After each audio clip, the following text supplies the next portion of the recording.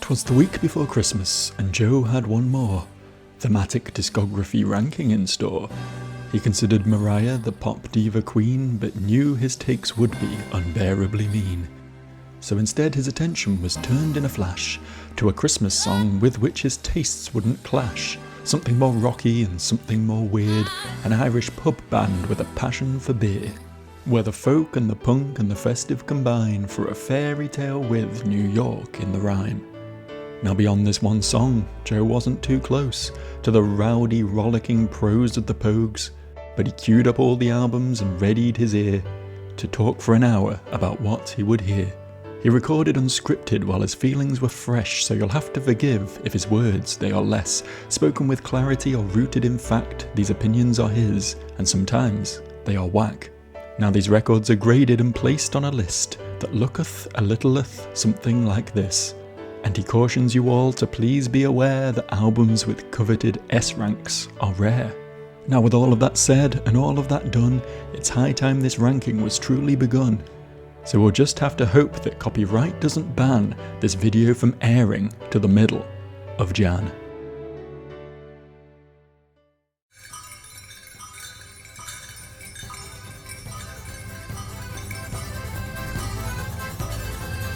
I'm actually a little shocked at how fully formed this album is. To my knowledge, no bands had really fused like traditional Irish folk with punk music prior to the Pogues. So while I don't think this record's perfect exactly, it is very impressive for how well it manages to marry the various influences, despite being the first released from a complete unknown band, right? I've got a couple issues with it which I'll get to in a second, but Open to Transmetropolitan is a very pristine example of this. It absolutely overflows with punk energy, the snarling political and corporate takedown that comprises the lyrics, and the hooky shouty chorus. It reeks of, especially the punk of this era, while still sounding authentically Celtic with its accordion and banjo interplay and Shane MacGowan's Irish swagger just dripping from the entire track. This would have been a highlight for me out the gates if it weren't for the two major issues I have with it. The first is that it lifts the accordion melody directly from Simon and Garfunkel's The Boxer, and that's all I can hear every time it plays. And the second is that lefty snowflake that I am, hearing MacGowan go on about poofters and queers is a little bit discomforting. Like, I can form a vague defense of the F-slur in Fairy Tale of New York,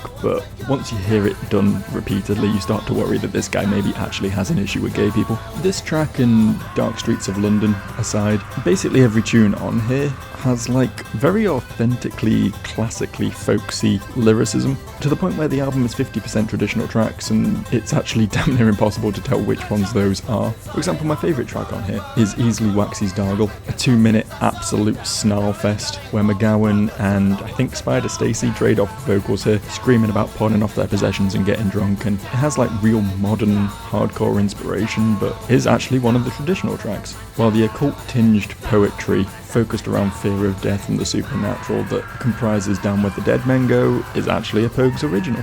And this is probably my favourite track lyrically. It's genuinely really well written. Sounds like something from Edgar Allan Poe or someone. He bobs along on this absolute stampeding hook, this intricate banjo-picked riff that just loops psychotically throughout the track.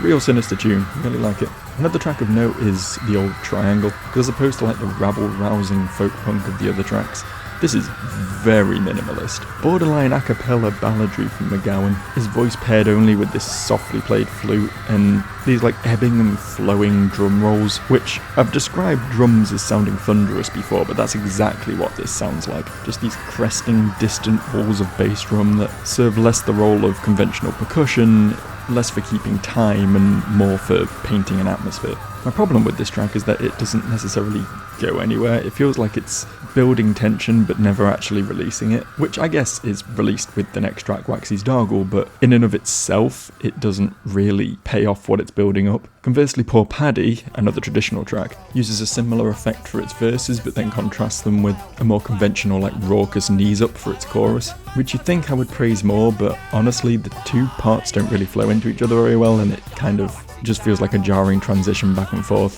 so I'm not a big fan of it. I also don't love the Battle of Brisbane or Dingle Regatta. These are both instrumental pieces, and once again, the musicianship is very tight, very impressive, but without the snarling punky vocals over the top, it really does just sound like I'm listening to traditional Irish folk music, which is very pleasant and all, but it's not really what I'm here for. The remaining tracks on the album are all varying degrees of fine. Greenland Whale Fisheries is a fun little sea shanty, as is the aptly named sea shanty, although Fisheries is the better of the two, I think, ending with a fun little banjo and accordion jam. Streams of Whiskey has a pretty cool, fun sing-along chorus, sort of thing that you can imagine getting the lads down the pub really going in like a traditional Irish bar. I don't know, maybe that's sort of an idealistic image, but it's a very sort of nostalgic glimpse into ye old Ireland. Although I think my final highlight has to go to Kitty, the closer. Just a surprisingly sweet ballad, honestly, just a nice little love song. McGowan's off-key caterwauling actually provides a really sort of authentic feel, makes it sound almost akin to like a Bob Dylan track, you know? Just a straightforward, heartfelt folk tune to round things off, and in contrast to the haunted screams at the end of Down in the Ground Where the Dead Men Go, it's actually quite a pleasant palate cleanser.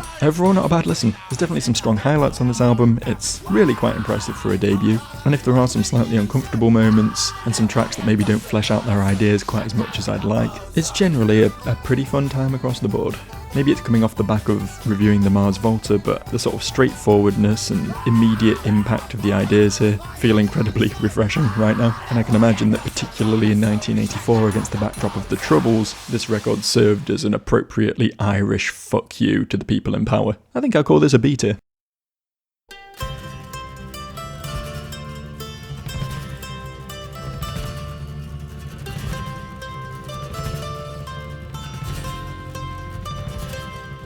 I may have been pleasantly surprised by Red Roses for me, but honestly, Rum Sodomy and the Lash really does just up the ante in sort of every direction. I am astonished at how good this record sounds. Looking into it, it turns out it was produced by Elvis Costello, which shouldn't be surprising because that man has always had an incredible knack for making punk music sound really polished and broad and detailed. And with a band like the Pogues, who have like 400 or 500 members all contributing this massive array of different instruments, there is a lot of texture to bring out, right? The opening track, The Sick Bed of Cooker Lane, reminds me a lot of John's Metropolitan off the previous album, in that it does feel like a mission statement. It talks in broad strokes, it does a very compelling tightrope walk between the styles of folk and punk, but on this album it's so much broader and bolder, it's so much cleaner than honestly most things sounded in the 80s full stop. It's a really well produced track. Same goes for most of the album really. I think this track also helped me realise that I was being a little bit pearl clutchy with the previous record. These tracks were written by working class people, right? Intelligent people of the time who, for obvious reasons, cared more about the movement and of the ethos of leftism as opposed to the sort of more identity focused stuff of today. And I'm not saying that's without its own importance, but I don't know, I guess what I'm talking around here is the fact that there are borderline slurs used in this song, but they come from a place of honesty and of attempts to uplift. For example, you can hardly accuse a line about decking some fucking black shirt who was cursing all the yids of anti-Semitism, right? And similarly, he's talking about singing a song of liberty for blacks and packs and jocks, which, again, the terminology might not be ideal, but the heart is definitely in the right place. Anyway, this opening song aside, most of these tracks are far more focused around storytelling than of forming like a raucous revolutionary anthem. And the penmanship is just fucking great on this record, honestly. There's 3 traditional songs on this record, and I think they are probably the worst written. I'm not a massive fan of any of them, although they are somewhat notable, mostly because I'm a Man You Don't Meet Every Day is like a softly sung Celtic lilt by bassist Cato Reardon, while Jesse James is fronted by Spider Stacy again. A man with an obviously less remarkable voice than Shane MacGowan, but still a voice that suits this music pretty well, I think. I enjoy his more like snarly, punky style, and I think it does help to break up the album a bit, hearing these other vocal textures coming in. The third traditional song, The Gentleman Soldier, I can't stand. It's filled with some like Monty Python-esque, screechy, fake old lady vocals and stuff, and it's like, I don't know what this is. It's, I think, trying to be funny, but it's just not really the most obvious skip of my life, honestly. I do quite like most of the remaining songs though. Sally McLenane is probably my least favourite on here. It is very sort of conventionally folksy. That do do do do do do do do do do do cadence is just straight out of so many different folk songs it is hard to count them. Although again, I think the accompaniment of Spider's like shouty backing vocals do add a lot to this one. We've got a trio of like mid-tempo ballady tracks on here. A Pair of Brown Eyes and Navigator are both decent enough in their own rights, but Dirty Old Town is probably my favourite. McGowan sings it with some real impact, and musically it's just really pleasant, honestly.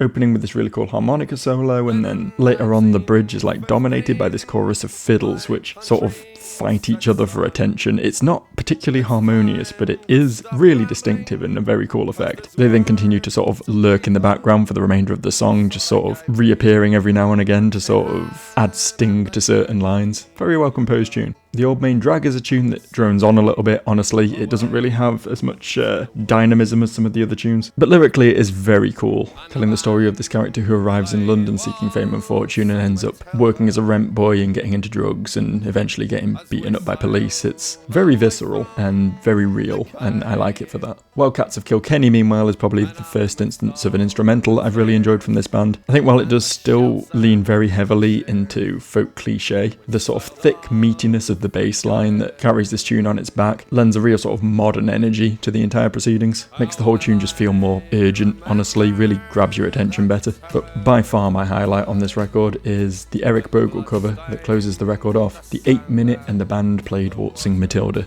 McGowan's like earnest croon absolutely sells the story of this tune. It's like viciously and vehemently anti-war, talking about this soldier who gets drafted and goes to fight despite struggling to see the difference between himself and his opponents, goes on to see all of his friends die, gets his legs blown off, and then just sort of gets unceremoniously dumped back home, left to rot, you know? It's very heartfelt and very heavy, and I love it for that. But it's another track that's also orchestrated very well. It starts out so simplistic, just banjo and McGowan's voice, but it just subtly starts to bring in more and more instrumentation, just build things up very slowly and very conscientiously, to the point where you're not really noticing it until the big blasting horns come in about 2/3 of the way through the song and suddenly draw your attention to the fact that, hey, the entire band's out, you know? This track that was initially just sparse and intimate ballad has just built into this massive, majestic thing. It's a really cool tune. So I'm really enjoying this record. I thought I liked the last one, but I really like this one. And despite there being a few tracks I'm not super mad about and a couple others that are, you know, middling, I think what's good on here is very good.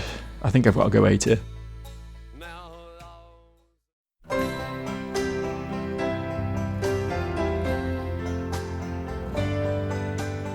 It will be another 3 years before the Pogues released another full-length record, and honestly in the lifespan of a punk band that's quite a long time. However, in 1986 we did get Poguetry in Motion, that is a difficult title to pronounce, a 4-track EP which honestly sort of served to declare their intentions for their sound going forward as far as I can tell. The two halves of the EP are drastically different, the latter half being more in line with their sound on the previous record, Planxty Noel Hill in particular being a short instrumental piece, incredibly folksy, incredibly knees up, flutes and mandolins like a proper Irish barroom hoedown of a track. It's fun, unremarkable but fun. Body of an American, meanwhile, is considerably better, in my opinion. It has all of the same sort of rapid, rabble-rousing energy, but puts it to use in the frame of one of their more lyrical pieces, this time telling a story of an Irish boxer who goes and makes his name in America. It progresses nicely, hits all the sort of pogish trademarks at this point, and then concludes with this really cool, like, bagpipe and tin whistle serenade, the rapidly strummed acoustic guitars that form the backdrop just sort of merging into this, like, overbearing, droning wall of sound that you wouldn't really think was possible from these more sort of acoustically based instruments, but here it is. The first half of the EP, meanwhile, is much more, dare I say, dated. I think the Pogues sound is sort of timeless in that it draws so much inspiration from these classic folk tunes, uses a lot of these more sort of archaic instruments and things. And while that still largely remains the case on these first two tracks, they're just far more sort of new wave inspired, shall we say. The first track, London Girl, is not a favourite of mine. It kind of reminds me of like Billy Joel or someone. Actually, like the conversational vocal delivery and off-kilter accordion riff actually put me in mind of Boy in the Bubble by Paul Simon, although I like that song quite a bit more. And the sort of finger-snapping rockabilly chorus really just doesn't do a great deal for me here, to be honest. Wouldn't say it's the worst thing in their discography, but I don't think it gets this EP off to a very strong start. Rainy Night in Soho, however, I do like quite a bit more. Again, it sees the band sort of leave their usual wheelhouse, this time taking the form of a sort of heartfelt piano ballad, a sort of thing that people like Phil Collins were sort of established as doing at this point. And honestly, it bears a striking resemblance to Fairy Tale of New York, which it turns out was originally recorded in the same sessions as this EP, so it kind of makes sense. I do think this song is a little overlong, but it actually does become my highlight here. I think the way the song progresses is very impressive. It's very well composed, very well orchestrated, right? Evolving from this simple piano piece into this like big, impactful like movie theme, complete with strings and this huge horn section and everything. It's a little bit cheesy and a little bit 80s, but honestly McGowan's strong lyricism helps to overcome that a little bit and make this actually quite a beautiful ballad. That said, I don't think this EP ever really brushes against the high points that Rum Sodomy and The Lash sort of set. If 2 of your tracks on a 4-track EP are massively underwhelming me, then I don't think the remaining 2 are ever going to really redeem that. I think we can probably give this high C though.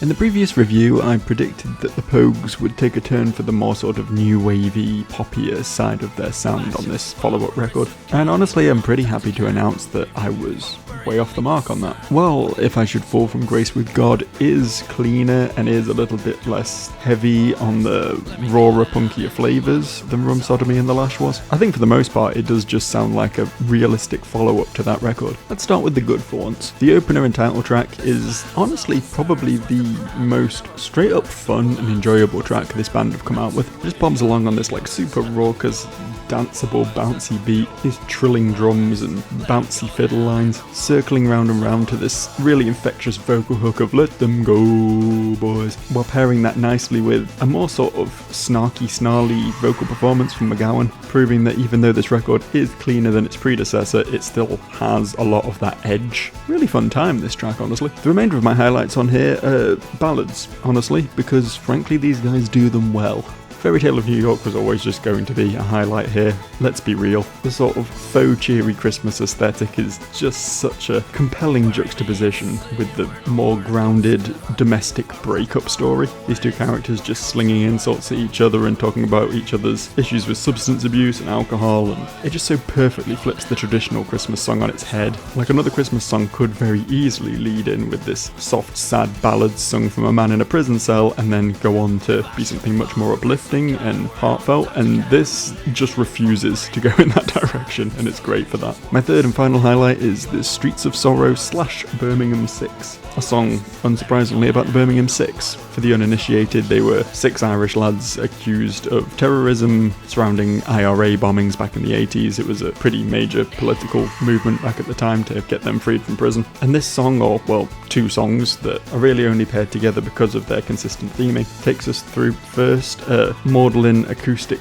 ballad, seemingly about the threat of just being Irish on the streets of London at that time, and a more rebellious, anachronistic piece about, more specifically, this group of wrongly accused men. I really like it when the Pogues come out and be starkly political, honestly. I'd love to see more of this from them. Anyway, on to the bad. And there really is only one track on here I don't like, and that's Fiesta. I don't know if the band's heart were in the right place or what, but it certainly comes off as a pastiche of Spanish traditional music. This isn't in their wheelhouse. This is not the sort of thing they're renowned for and not the thing that their culture is baked into. And hearing them bring in these like Spanish horn flourishes and the slide whistle and the sort of arriba cliches, you know, it not only doesn't suit their style at all, but also just doesn't really paint them in a very good light. And I think I'd be more willing to forgive it if it was just like a minute long little joke track or whatever, but this thing just sort of goes on. I would describe it as about 4 minutes 13 seconds too long, to be precise. In contrast though, Turkish Song of the Damned manages to incorporate traditional Turkish music much more tactfully, I would say, playing it off against their own Celtic sound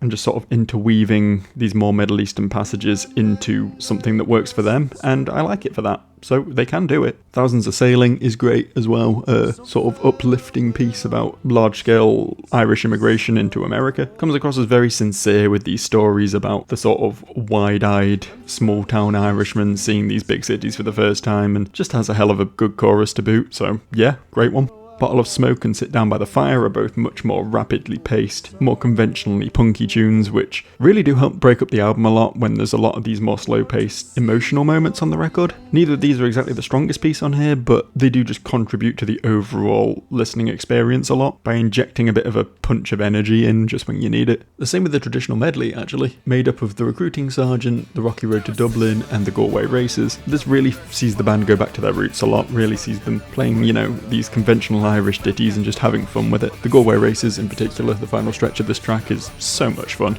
And then not counting Worms, because it's a minute-long, jokey palate cleanser. The closer is the broad, majestic Shannon, another sort of heartfelt ode to Ireland, which honestly does a very good job of rounding the album off, but I do have a little issue with it in that it seems to just reuse the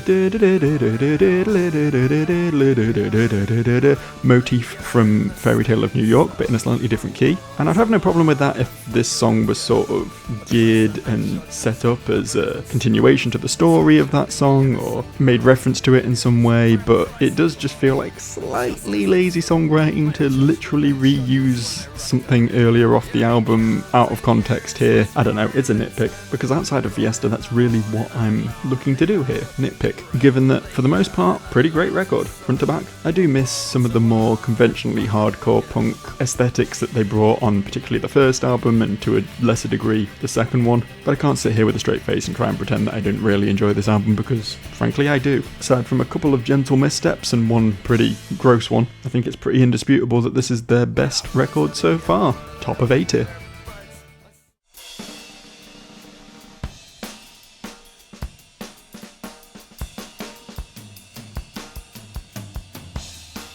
Oh boy, this album's an interesting specimen.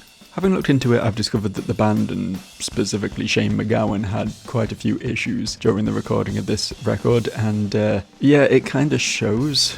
It's very different to their previous records. This was the departure I was expecting on the previous one, honestly. Although it isn't MacGowan himself to bring that departure. He only actually provides 6 tracks to this record, and the rest are written by other members of the band, which is largely unheard of thus far in their career. So let's look at the other band members' contributions before we look at MacGowan's, because frankly, they're the more interesting conversation topics here. Phil Chevron provides 2 songs to this compilation, and I honestly suspect the bloke doesn't know what band he's in. Lorelei is an ultimately inoffensive little pop ballad. Guitar's like a knockoff U2 track, and that amateur dramatics vocal performance, something vaguely akin to Meatloaf or someone, but like serious bargain bin Meatloaf. But the other track he contributes here, Blue Heaven, is just unforgivable. My face is in like a Richter's grin of cringe throughout this entire track. It's like some breezy ass calypso tune, like how it got on the record, I don't know.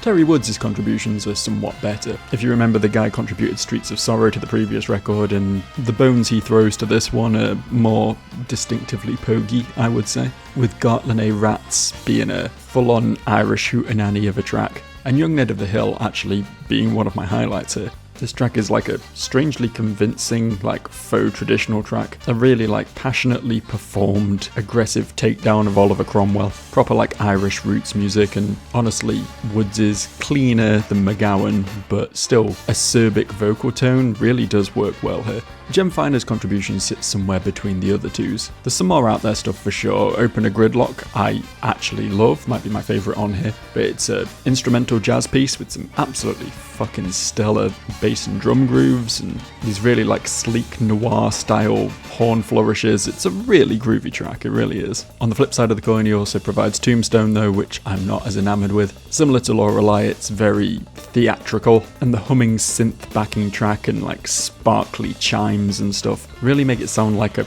parody of a prog rock song rather than anything that's even remotely as serious as its death-centric lyricism tries to convey. Finer's remaining 2 contributions to the album are both gifts to MacGowan, and while I do quite like Night Train to Lorca quite a bit, it following the Turkish Song of the Damned template of bringing in this like Middle Eastern instrumentation and interweaving it really tightly with their own Celtic roots. Misty Morning Albert Bridge really fits in more along the lines of the other MacGowan tracks in that they're just very unremarkable. McGowan's drink and drug problems have clearly come to a head here, and not only is his singing pretty much just reduced to a mostly inaudible mumble, clearly intentionally buried under the other instrumentation, but the structuring is very rote, very much reusing stuff we've heard before on previous albums to lesser effect, and accompanied by lyrics that just lack the poetry and intricacy of his previous work. It's honestly just kind of sad.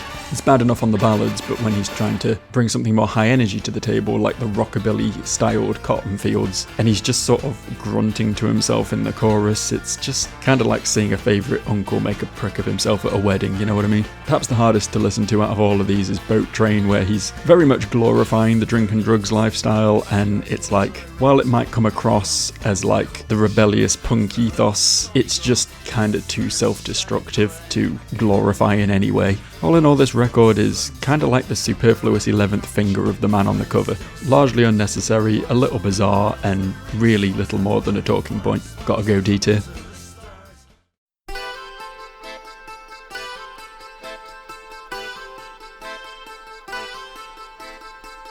If I can say one thing for Hell's Ditch, it's that it's definitely a step up from Peace and Love. McGowan's clearly still a mess here, don't get me wrong. On track 2, Sayonara, for example, it's basically incomprehensible. I cannot make words out on this song, and he's not much better in the other places he appears. But for the most part, the album manages to avoid any weird left turns, any straying into unfamiliar territory, which the band were clearly very ill-equipped for. And while the record is considerably less Celtic themed, I would say, than their earliest records, it still manages to stick predominantly to that sort of folk rock styling that has worked for them so well in the past. That's not to say it's without its missteps, of course. Basically, every Pogues album has had a colossal failure on it at some point, and this record's version of that, to me, is Summer in Siam. A corny, twinkly piano ballad with incredibly overly theatrical leanings and a Kenny G-esque corny saxophone solo, and lyrics which are 2/3 Summer in Siam. Wouldn't even be so bad if the remaining third was mixing things up a bit, but even that's not particularly varied. The second verse is just a repeat of the first. From a man like McGowan, who I have described earlier in this video as a poet, whose incredibly dense lyricism was kind of the main draw to the band's appeal, hearing something like this is just disappointing. And honestly, he's not much better elsewhere in the record. 5 Green Queens and Jean reuses the same line over and over again an awful lot as well. Although his slurred delivery seems to suit this one a bit more, given that it sounds more like a end of the night pub anthem, predominantly backed by an accordion, and actually building really nicely into Mydrin Rua, a short instrumental piece that is actually one of my favourite instrumentals, possibly only second to Gridlock, that this band have done. Just seems to show the band having fun, to be honest, playing off each other. Banjo and mandolin sort of going to war while the other instrumentations drop in and out just to add varying degrees of flavour. It's a really nice little piece. I wish I could say the same for 6 to Go though, the song that closes the record shortly after that. A Terry Woods number which kind of comes off as a half-baked attempt at doing the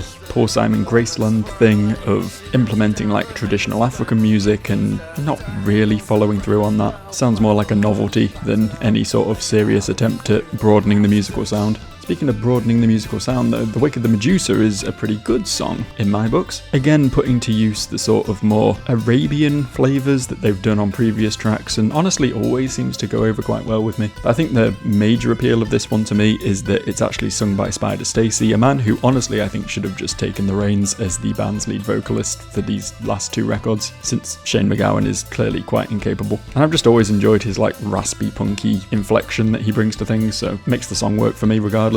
I also think that Lorca's Novena makes a good use of outside inspiration, bringing a Spanish sort of dark flamenco undertone to the whole thing. If you remember the last time these guys tried to infuse Spanish music into their sound, it resulted in Fiesta, which I could not stand, but this works for me. No clue what McGowan's going on about again here, to be honest. It genuinely is borderline impossible to parse his vocals at this point, but that sultry ass rhythm really does work. And the harmonica solo that comes in the back half is a really harsh pairing of different ideas that shouldn't go together but inexplicably do. You gotta give the song its props for doing something that you're just not going to hear anywhere else, frankly. On the other side of the coin, you got Rainbow Man, Terry Woods' other contribution to this album, and while I predominantly enjoyed his stuff in the past, he's not really doing it for me this time. This one is about as straight a sort of 80s pop rock tune as you're going to get. Sounds like Huey Lewis in the News or something. Basically, the only thing that redeems this song is Jem Finer just going to town on the banjo, absolutely shredding this song. But if it wasn't for that, this would be indistinguishable from some sort of 80s radio schlock. I don't know why it's here. House of the Gods I'm in two minds about. I think it is largely a fun rockabilly piece with some like vaguely like doo-woppy background vocals. It's silly, but it's light-hearted fun. And then most of the remaining tracks are pretty decent as well, honestly. Sunny Side of the Street and Rain Street are both pretty enjoyable, upbeat, like more pop-focused variants of their older music. I particularly like the end of Rain Street where it sort of compounds into this big cacophony of just all-out instrumentational warfare. It's a nice left turn for this otherwise quite straightforward tune. I think McGowan's best contributions to this album though are Ghost of a Smile and Hell's Ditch. The former is again quite a straightforward tune, but I can't really fault it. It's got this compelling, like, compulsive stomping rhythm to it, just this like sticky little bass line and massive like load-bearing drum clatter. But then the hooky vocals and the bright like mandolin noodling over the top really do just make this a really pleasant listen. Hell's Ditch is like the opposite of that though. From what I can tell, this is a song about a serial killer or murderer in general, and it's the most like authentically Celtic punk thing they've done in a while, really leaning into the rootsiness of the music while still like reinforcing the darkness of the lyricism. Probably my favourite on the album, honestly. So yeah, definitely another bit of a mixed bag, much like the previous record, but the lows are nowhere near as low, and the highs are probably higher, to be honest. I like this one quite a bit. Probably put it bottom of B tier. In spite of its faults, it's genuinely a pretty good time.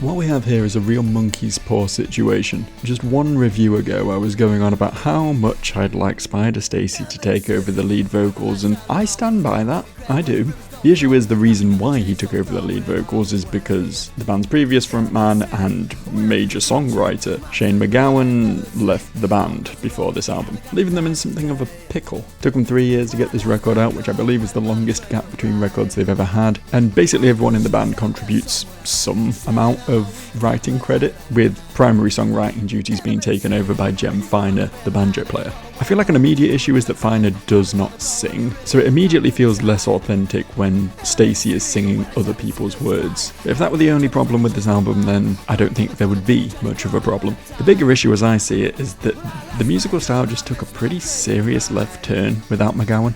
Prior to this, they always sounded to me like they landed somewhere on the spectrum between the Dubliners and the Subhumans, but on this record it seems like they took serious notes from The Cure's most recent album at this point, Wish, which if you go back to my Cure review I didn't have a great deal of fondness for. The overly sardonic pop sensibilities just don't really do it for me, to be honest. And while there is still a little bit of the classic folk instrumentation that the band are known for laced in here, it's less of the rootsy Celtic stuff that sort of defined their sound and more just like a generic broad strokes folk pop sort of thing. I mean, no disrespect to the Cranberries, but this sounds like the Cranberries, just without any of the sincerity and authenticity that comes with that band's music. To be fair, I might be being a little bit harsh here. I really don't like how the album gets started. Tuesday Morning and Smell of Petroleum are two of my least favourite tracks on the album. They're both very glossy, very, once again, pop-centric. Stacey's previous sort of punky snarl replaced with a half-hearted attempt at a cleaner, more approachable vocal performance. And there's just not really anything to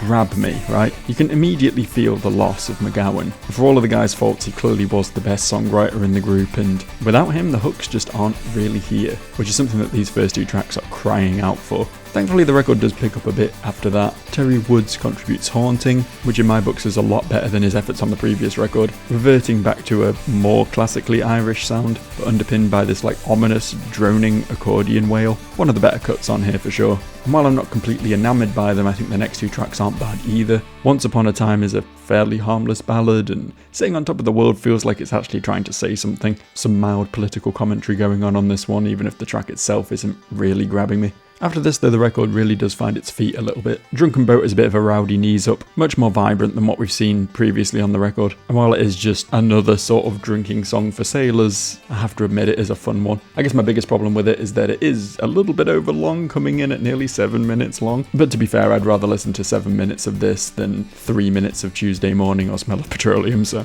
it's not necessarily a bad thing. The next track, Big City, is probably honestly my favourite on here, mostly because it sees the return of that punky edge, right? Spider seems to be caring a bit less about appearances on this one, and it feels more honest as a result. Plus it's just got a really fun groove to it, the forward mixed banjo and the sort of jittery little harmonica riff that plays in the chorus really do just feel like a way of pushing back against the perhaps overly sterile and clean sound of some of the other tracks on the album. And I also like the next track, The Girl from the Wadi Hammamat, which again leans heavily into the sort of hazy sort of Middle Eastern vibes, bringing a Hammond organ of all things to the forefront to feed us those slick Arabian riffs. Don't know what it is about this sound, but it just really works for me in this punk context. I think it's just that I haven't heard other bands really lean in this direction, and it probably also helps that I was born and raised on the Beatles. And in fact, I would say that Daryl Hunt, the bassist who provides lead vocals on this one, has a sort of distinctively George Harrison-y vocal tone to him. Is that just me? I don't know. I like this one anyway. I like The Modern World a little bit less, a song that also reaches for a lot of those same influences, but like jarringly switches back and forth between that and like a synth-led post-punk section. I don't know, this track never really does anything to annoy me per se, but it just doesn't incorporate its two themes together very well. It just doesn't really mesh, you know? I will however say that this is the last track on this album that I do to some degree enjoy, because it's very much downhill from here. Pachinko is a clunky mess, sounds like something out of a kid's TV show, and it's just an ode to pachinko machines for some reason. Pass, frankly. My Baby's Gone is, I don't know if it's meant to be a joke, but it comes off as one. They let drummer Andrew Rankin sing this one, and he's doing like a faux bluesy voice, and it, particularly coupled with the relatively shallow subject matter, just comes across as tasteless pastiche, to be honest. And finally, Small Hours is back to Stacey again singing another ballad.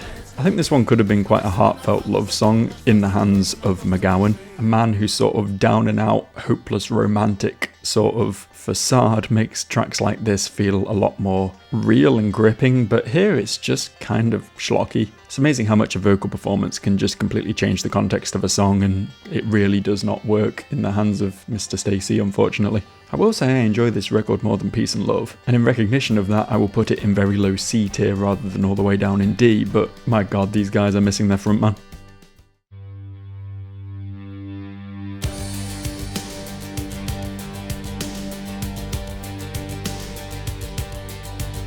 The writing seemed to be on the wall for the Pogues after McGowan left, and that seemed to become even more the case after Waiting for Herb released and 3 more key members of the band left. Terry Woods, James Fernley and Philip Chevron, leaving just Spider Stacey, Jem Finer and the rhythm section to rebuild for what would eventually become their final record. And it's easy to think that in light of that, anything they'd put out at this point would be basically not worth your time. From what I've seen, both the critics and commercial reception seem to agree with that, but in my opinion, this one's pretty good.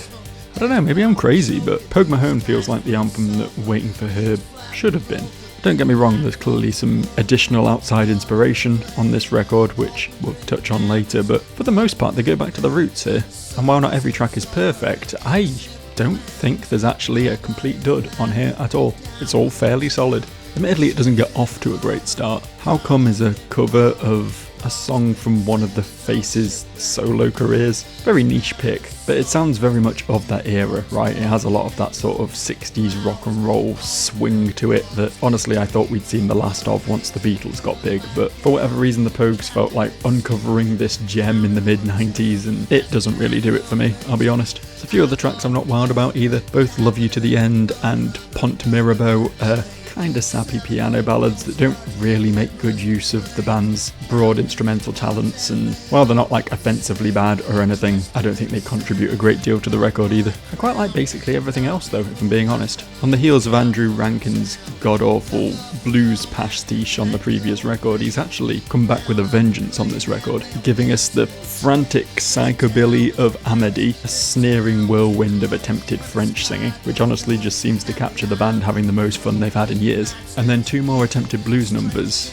Where That Love's Been Gone, an acerbic breakup tune with some really striking instrumentation and a really fun fiddle section, and 4 o'clock in the morning, which tells the tale of a woman being taken into hospital and undergoing life-saving surgery, while accompanied by this like really haunting echo-drenched whistle. It's like really atmospheric stuff, kind of topped only by Ore Town, which in all honesty just kind of does this better. That song puts me in mind of like Pornography era Cure, like really heavy, intense guitar drones and this sort of foreboding atmosphere to everything. And considering the band's normal like chirpiness, being able to interject these surfacing moments of accordion and again a ghostly whistle solo that dominates the back half of the track, it really comes together really nicely. When the Ship Comes In is a serviceable Bob Dylan cover, certainly not outclassing the original, but they put their own stamp on it. Spider in general is bringing a much more loose, punky vocal delivery to a lot of these tracks, and it really helps turn like a wistful folk tune into a bit more of a punk stomper. Anniversary is good as well, honestly. It can be a bit saccharine at times, you know, it's a love song about ongoing devotion, but it manages to nail that Grace of God era McGowan vibe through heavy use of strings and like this sort of shaky, intimate vocal performance to give it this really sort of relatable, heartfelt quality. The Sun and Moon is a simple, catchy moment of finality for the album, trading nicely on the band's ability to sound one way and say something completely different. The bouncy palette cleanser vibes completely contrasting with the motifs of drudgery and depression. And I haven't even mentioned 2 of my favourite tracks on the album, Living in a World Without Her and Toss Pint. Both of these are much more conventionally poguey, much more banjo focused and bubbly and like barroom essentials. The first focused around a sing-along hook and the other one telling a convincing local legend story, and both just being a hell of a good time, honestly comparable to some of their highlights off their earlier records. And you needn't worry, I'm not going to put this in A tier. I don't think this is as good as Grace of God or Rum Sodomy and the Lash, but I think it makes it to B. In fact, I think this makes Hell's Ditch look bad enough to be bumped down to C, because this record is just far more consistent and far more fun. It's a shame it got panned and the band broke up, but frankly I would call this a high to go out on.